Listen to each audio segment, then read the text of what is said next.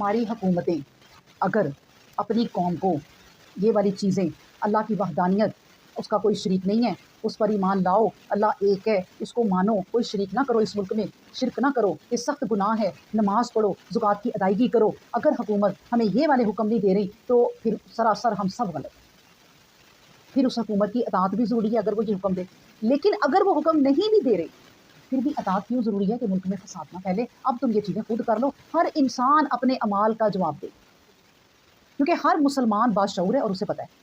اور آج کا تو مسلمان چاہے لڑکی ہے چاہے لڑکا ہے، کوئی مرد ہے عورت ہے، سب اتنے باشعور ہیں اس نیٹ کی وجہ سے کہ گھر بیٹھے ہر طرح کا علم ہے، اور ہر طرح کے فرقے کو ہم سنتی ہیں اور اس کے بعد ہمیں خود ہی پتہ چل جاتا ہے کہ فلاں بندے نے بات غلط کہی ہے، فلاں بندہ بات صحیح کہہ رہا ہے، پتہ چل جاتا ہے۔ اللہ ایک علم دے دیتا ہے، آپ سب کو سنتے رہیں۔ وہی لوگ تو بے علم تھے جو اپنے پیروں کو بغیر سمجھے بس اس پر عمل کیے ہی جا رہے ہیں، اندھی تقلید۔ اب نہیں مطلب ایسا ہو سکتا، کیونکہ ہر وقت تمہارے کانوں میں نا اس میڈیا کی وجہ سے، نیٹ کی وجہ سے باتیں جاتی ہیں۔ اللہ نے اتنی روشن کر دی ہے ہدایت، اتنی روشن کر دی ہے، سبحان اللہ۔ ٹھیک ہے، تو بات کیا ہو گئی، ہم نے جو آیتیں پڑھی ہیں نا وہ پتہ کن لوگوں کے بارے میں پڑھی ہیں؟ یہ بھی یاد رکھیں کہ جن کی زبان مومن ہے اور دل کافر ہے۔